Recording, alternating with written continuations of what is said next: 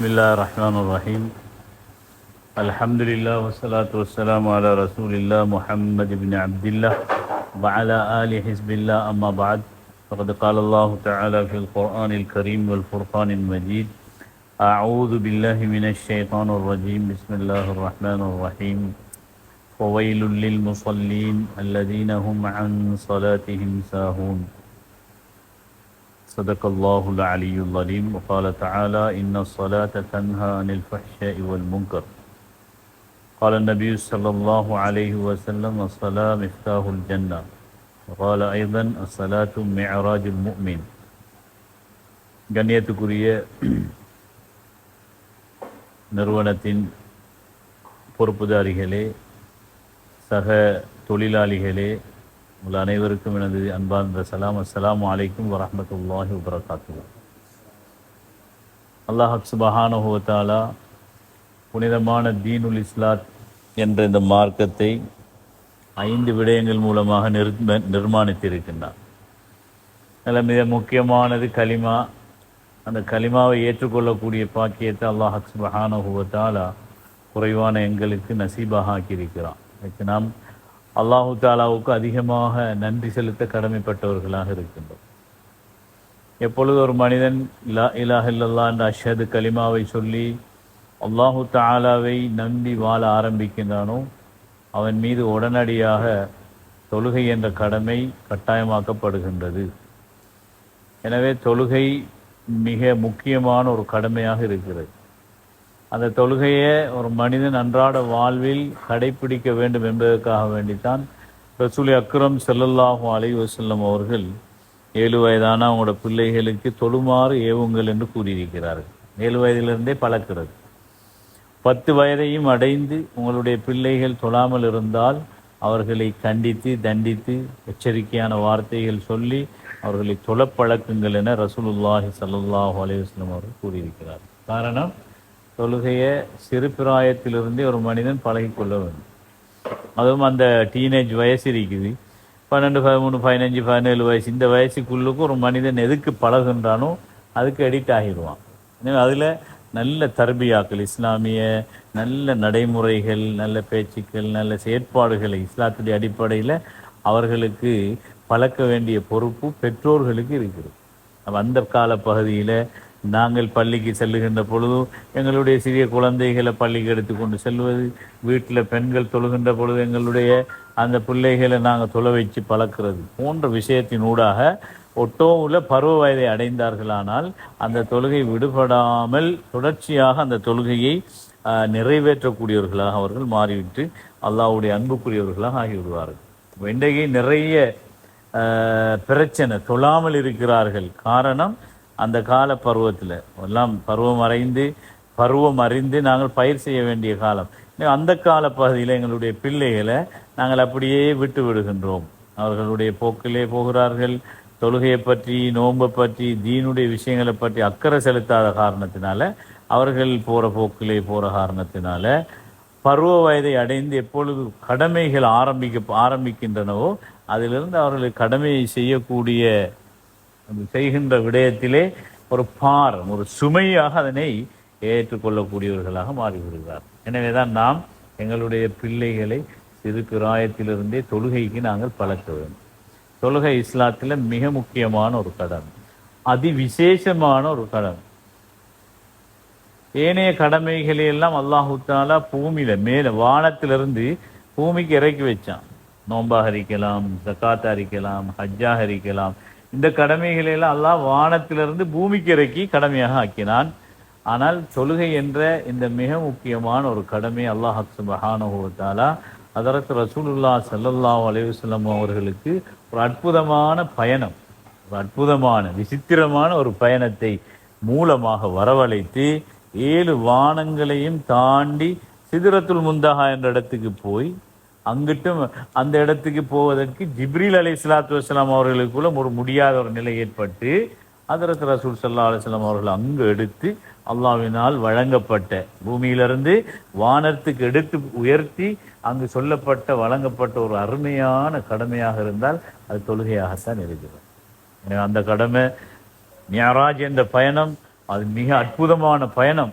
அந்த பயணத்தை நபியுல்லாஹி ஸல்லல்லாஹு அலைஹி வஸல்லம் இப்படி வானத்துக்கு போயிட்டாங்களாம்னு அங்கே காஃபிர்கள் மத்தியில் சொல்லப்பட்ட நேரத்தில் ஜீரணிக்க முடியாத ஒரு விஷயமாக இருந்துச்சு அவர்கள்கிட்ட எல்லாம்.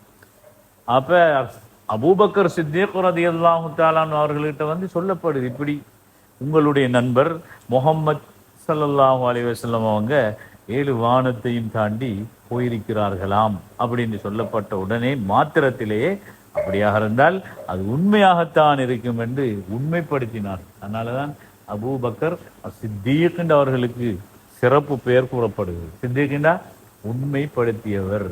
எல்லா கட்டத்திலையும் நபியுடைய அனைத்து அம்சங்களையும் விடயங்களையும் எந்த சிந்தனையும் இல்லாமல் எந்த கவலைக்கும் எடுத்து கொஞ்சம் யோசிப்போமே என்று பாராமல் உடனடியாக உண்மைப்படுத்தி அதனை நன்மைகளை தன்னுடைய வாழ்க்கையிலும் எடுக்கக்கூடிய ஒரு நல்ல பக்குவம் உள்ளவராக இருந்த காரணத்தினால்தான் அபூபக்கர் சித்திக் என்ற பேர் அவர்களுக்கு வழங்கப்பட்டது. எனவே இந்த கடமை அங்க வச்சு வழங்கப்படுகிறது, எங்க வானலோகத்தில் வச்சு வழங்கப்படுகிறது. ஹஜ்ரத் ரசூலுல்லாஹி ஸல்லல்லாஹு அலைஹி வஸல்லம் சென்ற பயணத்திலிருந்து திரும்பி வார வழியில ஒரு வானத்தில் 7வது இல்லாட்டி 6வது 5வது வானத்தில் ஹஜ்ரத் மூசா அலைஹிஸ்ஸலாத்து வஸ்ஸலாம் அவர்கள் சந்திக்கிறார்கள். அப்ப எங்க இருந்து வாரீங்க என்று கேட்கப்படுது. இப்படித்தான் சொல்லப்படுது. உங்களுக்கு என்ன வழங்கப்பட்டதுன்னு கேட்கப்பட்டுச்சு. தொழுகன்னு சொன்னாங்க. எத்தனை ரகாத்துன்னு கேட்கப்பட்டுச்சு. எத்தனை வக்துகள்னு கேட்கப்பட்டு 50 ரகாத்துகள்னு சொல்லப்பட்டுச்சு. 50 வக்துகள் தொழிலாது. அப்ப ஹஜ்ரத் மூசா அலைஹிஸ்ஸலாத்து வஸ்ஸலாம் அவர்கள் சமூகத்தோட தந்த மூசா பனு இஸ்ரவேல் கூட்டத்தோட 2.5 கலந்து தீனுடைய பணிகள் செய்து ஒரு சமூகத்தோட பழையின ஒரு அனுபவம் அவங்கள்ட்ட இருந்த காரணத்தினால மூசா அலைஹிஸ்ஸலாத்து வஸ்ஸலாம் அவங்க சொன்னாங்க, உங்களோட உம்மத்து ரொம்ப பலகீனமான உம்மத்து, 50 வக்து தொழுகையில நிச்சயமாக செய்து கொள்ள மாட்டார்கள். எனவே நீங்க திரும்ப மீண்டும் அல்லாஹு தஆலாவிடத்திலே சென்று நீங்க இதை குறைத்து கொண்டு வாங்கன்னு சொல்லி ஹஜ்ரத் ரசூலுல்லாஹி ஸல்லல்லாஹு அலைஹி வஸல்லம் அவர்களுக்கு ஆலோசனை வழங்கிய நேரத்தில் தான் கண்மணி ரசூலுல்லாஹி ஸல்லல்லாஹு அலைஹி வஸல்லம் அவங்க போய் பல தடவைகள் போய் வந்து அல்லாஹ்வுடைய கிருபையினால 50 வக்து தொழுகை 5 நேர தொழுகையாக ஆக்கப்பட்டுச்சு. 5 செய்தால் பூர்த்தியாக 50 வக்துடைய நேர அந்த நன்மைகள் அல்லாஹ் சுப்ஹானஹு வ தஆலா இந்த உம்மத்துக்கு வழங்குவதாக ஹஜ்ரத் ரசூலுல்லாஹி ஸல்லல்லாஹு அலைஹி வஸல்லம் அவர்களுக்கு சொல்லப்பட்டு கொண்டர்ந்து தரப்பட்ட ஒரு முக்கியமான ஒரு கடமை தான் இந்த தொழுகை. எனவே இந்த தொழுகையை நாங்கள் பக்குவமாக பேணுதலாக தொழுது வர வேண்டும். தொழுகையை விடுறதுக்கு இஸ்லாத்தில் எந்த விதமான சலுகையும் கிடையாது. நோய், பிரயாணம், வேற விஷயங்கள், மனிதனுடைய சோழிகள், உழைப்பு, சம்பாத்தியம், தொழில் பிரச்சனை காரணமாக தொழுகையை உரிய நேரத்தில் தொழ முடியாமல் இருக்கலாம் என்று யாருக்கும் காரணம் கிடையாது. தூக்கம், மறதியை தவிர வேற எந்த சலுகையும் கிடையாது. ஒரு ஆள் டைமுக்கு அசந்து தூங்கிட்டாரு, லோருடைய வக்து அப்படியே போய் அசரு கிளம்பிட்டாருன்னா அசரை லோரை கலா செஞ்சு கொள்ளலாம்.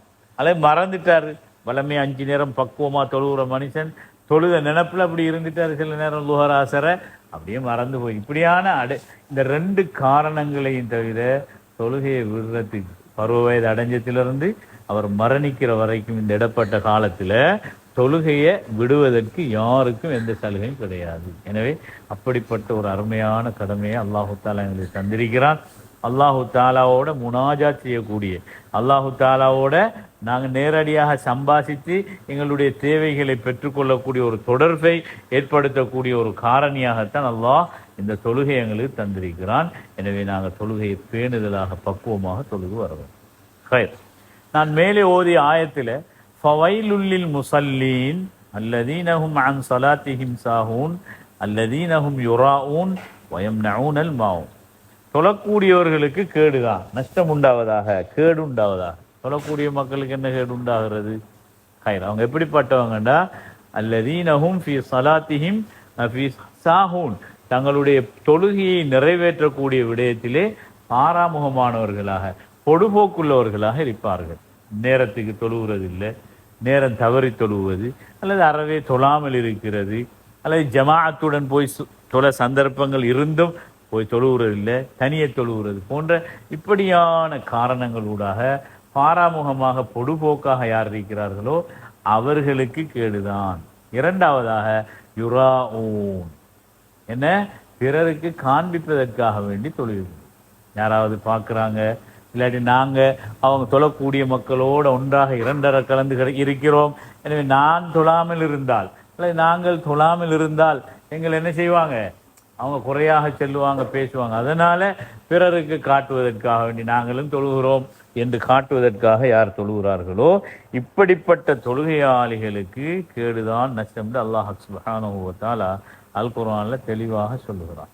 நயவஞ்சகர் நபியுடைய காலத்தில் இருந்தாங்க. அந்த நயவஞ்சகர்கள் கூட அவ்வல் ஜமாத்தோட போய் சஃப்புல நின்று தொழக்கூடியவர்களாக இருந்திருக்கிறார்கள். அப்துல்லா இப்னு உபய் இப்னு சலூல் என்று சொல்லக்கூடிய நயவஞ்சகர்களுடைய தலைவன் 5 நேரம் என்ன செய்யற அவ்வல் ஜமாத்தோட நபி அவங்களோட நின்று தொழக்கூடியவனாக இருந்திருக்கிறார். எனவே முனாஃபிக்குகள் கூட இந்த தொழுகையை பேணுதலாக தொழுதிருக்கிறார்கள். ஆனால் நாம் நமது தொழுகையை பேணுதலாக தொழக்கூடியவர்களாக மாற்றிக்கொள்ள வேண்டிய தேவை இருக்கிறது. அல்லாஹு தாலா இன்னொரு திருவசனத்திலே சொல்லுகிறான், فَخَلَفَ مِنْ بَعْدِهِمْ خَلْفٌ أَضَاعُوا الصَّلَاةَ وَاتَّبَعُوا الشَّهَوَاتِ فَسَوْفَ يَلْقَوْنَ غَيًّا. ஒரு சாரார், பின்னால தோன்றக்கூடிய ஒரு சமூகம், பின் தோன்றி அவர்கள் அலாஉ ஸலா தொழுகையை வீணாக்கினார்கள். தொழுகையை வீணாக்குறா அறவே தொழாமல் இருக்கிறது, அல்லது உரிய நேரத்துக்கு சென்று தொழுகையை நிறைவேற்றாமல் இருக்கிறது, அல்லது ஜமாஅத்துடன் அந்த தொழுகையை நிறைவேற்றாமல் இருப்பது போன்ற காரணம். இந்த காரணங்களை இதன் மூலமாக தொழுகையை வீணாக்கக்கூடியவர்களாக இருந்ததோட வத்தபஉ ஷஹவாதி மனோ இச்சைகளை பின்பற்றி நடக்கக்கூடியவர்களாக இருந்தார்கள். அப்ப மனோ இச்சைகளை பின்பற்றி நடப்பது தொழுகையை வீணாக்குவதற்கு காரணமாக அமைந்து. உதாரணமாக, உலகத்திலே நான் ஒரு நல்ல முன்னிலையில் வர வேண்டும், இவரை போன்று அவரை போன்று பொருளாதார ரீதியாக முன்னேற வேண்டும், உழைக்க வேண்டும், நன்றாக சம்பாதித்து நானும் ஒரு சமூகத்தில் பொருளாதார ரீதியாக ஒரு முன்மாதிரியான மனுஷனாக இருக்க வேண்டும் என்ற அந்த இச்சை, ஆசை அவருடைய உள்ளத்தில் வந்திருக்கிறது. எனவே இந்த ஆசையின் பின்னணியிலே துன்யாவை உலகத்தை அடைவதற்காக வேண்டி ஓடுகிறார், அலைகிறார், சம்பாதிக்கிறார். இந்த கால பகுதியில் அல்லாஹு தாலாவுடைய இந்த கடமைகளை நிறைவேற்றாமல் விட்டு விடுகிறார். எனவே இப்படியான ஒரு சமூகம் வருவார்கள் அல்லாஹ் அல் குர்ஆன்ல தெளிவாக சொல்லி, இவர்களுக்கு என்ன கிடைக்கும்? ஃபஸௌஃப யல்கௌன கய்யா, கையா நரகத்திலே வயல் என்ற நரகத்தை அவர்கள், வயல் என்ற ஓடை, அதிலே அவர்கள் நாளை கியாமத்திலே சந்திப்பார்கள் என அல்லாஹ் சுப்ஹானஹு வ தஆலா அல் குர்ஆன்ல தெளிவுபடுத்தி காட்டுகிறான். அதனால தொழுகையுடைய விஷயத்தில் நாங்கள் பேணுதலாக இருக்க வேண்டும், ஜமாஅத்தோடு தொழ வேண்டும்.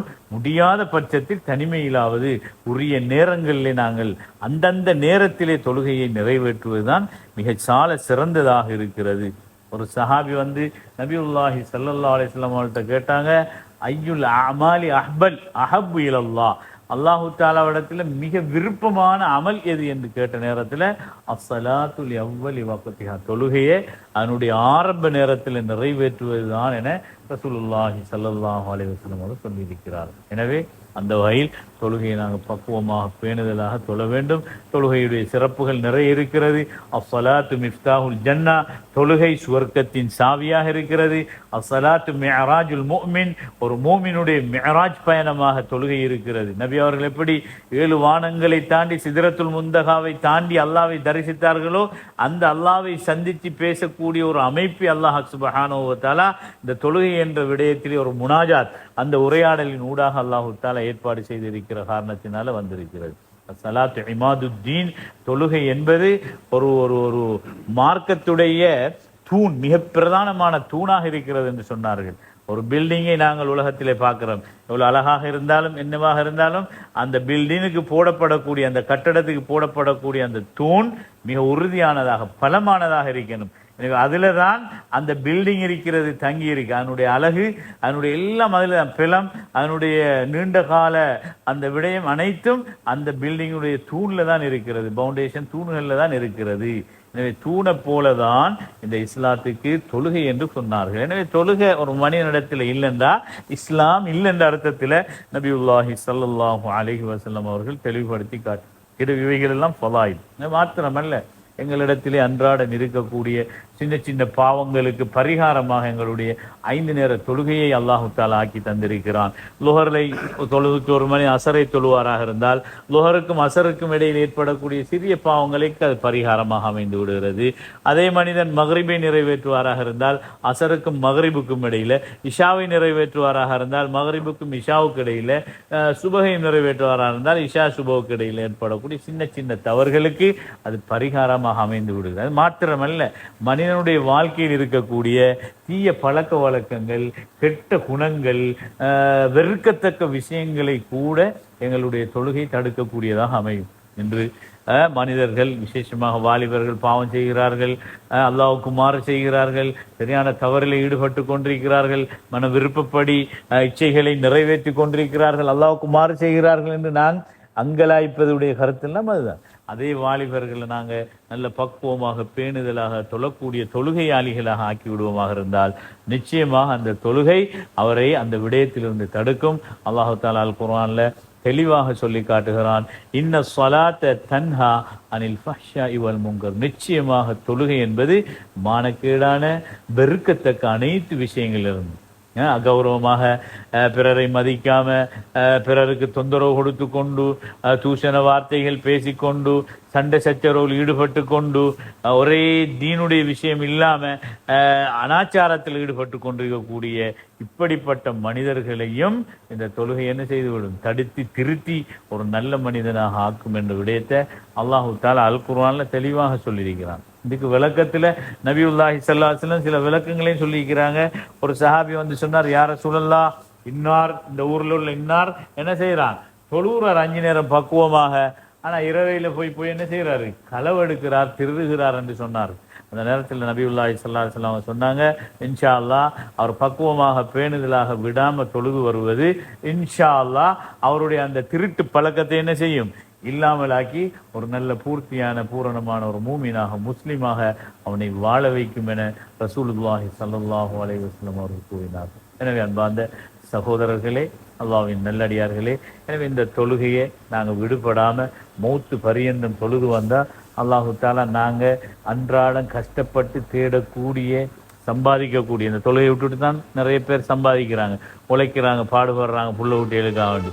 ஆனால் அல்லாஹ்வுடைய தூதர் ஸல்லல்லாஹு அலைஹி வஸல்லம் முதலாவதாக வாக்களித்திருக்கிறாங்க, எந்த ஒரு மனிதன் பேணுதலாக தொழுது வருவார்களோ 5 நேர தொழுகையிலையும் அல்லாஹு தஆலா அவருக்கு முதலாவதாக வழங்குவது இரணத்துடைய அபிவிருத்தி, ரிஸ்கில் பரக்கத்து உண்டாகும். அவர் தேவையான அளவு சாப்பாடு, அழகான முறையில் உடுக்குறதுக்கு போதுமான உடைகள், அவருக்கு இருப்பதற்குரிய தாராளமான வீடு கிடைக்கும், அவருக்கு மேலதிகமாக ஓடுவதற்குரிய வாகன போன்ற எல்லா வசதிகளையும் ரிஸ்குடைய விஸ்தீரணத்தை அல்லாஹு தஆலா இந்த தொழுகையில வைத்திருக்கிறான். முதலாவது வாக்குறுதி அதுதான். இப்ப நெருக்கடியை நீக்கி அல்லாஹ் விசாலமான நிம்மதியான துனியாவுல ஆகிரத்துக்கு வாழ்க்கையை தருவான்.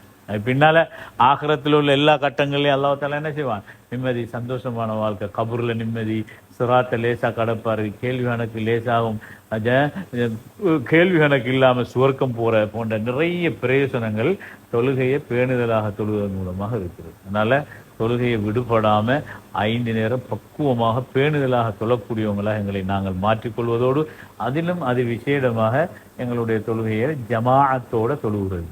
என்றால் ஜமாஅத்தோட தொழக்கூடிய தொழுகைக்கும் நாங்கள் தனியாக அதே தொழுகையை நிறைவேற்றினால் அதுக்கும் இதுக்கு இடையில் என்ன வித்தியாசம்னா 25 மடங்கு, இன்னொரு ஹதீஸ்ல 27 மடங்குன்னு சொல்ல, மடங்குன்னா கால்குலேட்டர் பண்ண இயலாது, அந்த அளவு நிறைய பெரிய நன்மைகள் ஜமாஅத்தோட தொழுகிறதுக்கு கிடைக்குது. இங்கிருந்து ஒவ்வொரு எட்டும் வீட்டில் உது செஞ்சுட்டு அல்லது அவங்க இருக்கிற இடத்துல உது செஞ்சுட்டு போவாங்களா இருந்தால் ஒரு எட்டுக்கு ஒரு பாவம் மன்னிக்கப்படும், ஒரு எட்டுக்கு ஒரு நன்மை உயர்த்தப்படும், ஒரு தரஜா என்ன நன்மை கொடுக்கப்படும், இன்னும் ஒரு எட்டுக்கு ஒரு தரஜா உயர்த்தப்படும். அவர் போய் அல்லாஹ்வோட மாளிகையில தொழுதுட்டு சலாம் கொடுத்தது பின்னால உதுவோட அவடத்துல இருக்கும் காலமெல்லாம் மலக்குமார்கள் அவருக்காக விசேஷமாக அவருடைய பிழை பொறுப்புக்காக துஆ செய்து கொண்டிருக்கிறார்கள் என ரசூலுல்லாஹி ஸல்லல்லாஹு அலைஹி வஸல்லம் சொன்னார். அதனால இந்த தொழுகையை அவ்வளவு ஜமாத்தோட தொழுவதுக்கு நாங்கள் முயற்சிக்கணும். எங்களோட தொழில் விஷயங்களை பார்த்து அது பாதிப்பு இல்லாத முறையில் அந்த விஷயங்களை நாங்கள் நடைமுறைப்படுத்தணும். ஏன்னா ஜமாத்தோட தொழுகிறதுக்கு கண் பார்வை இல்லாத சஹாபி வந்து அனுமதி கேட்டு கூட அனுமதியை கொடுத்துட்டாங்க. பிறகு நபி அவங்க கேட்டாங்க, உங்களுக்கு பாங்கு கேட்குதா உங்களோட வீட்டுக்கு, கேட்குதுன்னு சொன்ன உடனே என்ன சொன்னாங்க, அப்போ நீங்கள் அங்கேருந்து ஒரு கயிறை கட்டி அல்லது ஒருவருடைய துணையோடு நீங்கள் ஜமாத்துக்கு வந்து சேர்ந்துருங்க, ஜமாத்தாக சொல்லுங்கன்னு சொன்னாங்க. நபி எவ்வளோ இறக்கம் உள்ளவங்க. நபி ஒரு பூச்சி சாவுரத்தை கூட விரும்ப மாட்டாங்க. ஒரு எறும்பை கூட சாவாடிக்க சொல்லியிருக்கிறாங்களா? கிடையாது. அவ்வளோ காரூணியமான அன்பான இரக்கமான நபி. ஒரு நேரத்தில் சொன்னாங்க, வாலிபரெல்லாம் கூப்பிட்டு என்ன கொஞ்சம் விறகு கொல்லியலெல்லாம் சேர்த்துட்டு வந்து இந்த யாரெல்லாம் ஜமாத்துக்கு வராமல் இருக்கிறாங்களோ, ஆண்கள் பொம்பளை வீட்டிலான சொல்லுற ஆண்கள் வராமல் இருக்கிறாங்களோ அவங்களோட வீடுகளை இனங்கண்டு அந்த வீடுகளுக்கு நெருப்பு வைக்கணும், எரிக்கணும் போல என்ன மனம் விரும்புதுன்னு சொன்னாங்கண்டா அந்த ஜமாத்து தொழுகை எவ்வளவு முக்கியம் என்றத அந்த நபியுடைய ஆதங்கம், அவங்களோட கவலையை வெளிப்படுத்தின அந்த வார்த்தை மூலமாக எங்களுக்கு விளங்கிக் கொள்ள முடியும். அதனால இன்ஷா அல்லாஹ் 5 நேரம் பக்குவமாக ஜமாஅத்தோட தொழுகிறதுக்கு முயற்சிப்பதோட தொழுகையை இன்ஷா அல்லாஹ் இப்போ பருவ வயது அடைஞ்சாக்கள் தான் இருக்கிறோம், 15 வயசாயிட்டு. எனவே அதிலிருந்து ஸ்டார்ட் ஆகுது ஹுக்கும் சட்ட திட்டங்கள் எல்லாம். எனவே ஒவ்வொரு தொழுகையும் அது முக்கியமான தொழுகை. எனவே விடுபடாமல் தொழணும். ஒரு ஆள் இந்த காலப்பகுதியில் என்ன செஞ்சிட்டார், மதம் மாறிட்டார்னு வைங்களே, 5 வருஷம் பௌத்த மதத்துக்கு போயிட்டார் நவுதுபில்லா, இல்லாட்டி ஹிந்து மதத்துக்கு போயிட்டார்னு வைங்களே, திரும்ப மீண்டும் இஸ்லாத்துக்கு வந்தால் அவருக்கு என்ன சட்டம்? அவர் அந்த 5 வருஷத்துடைய தொழுகையும் கலாச்சாரம் தான் மார்க்க தீர்ப்பு. எவ்வளோ பயங்கரம். அதனால் தொழுகையை விடுறதுக்கு யாருக்கும் எந்த சலுகையும் கிடையாது.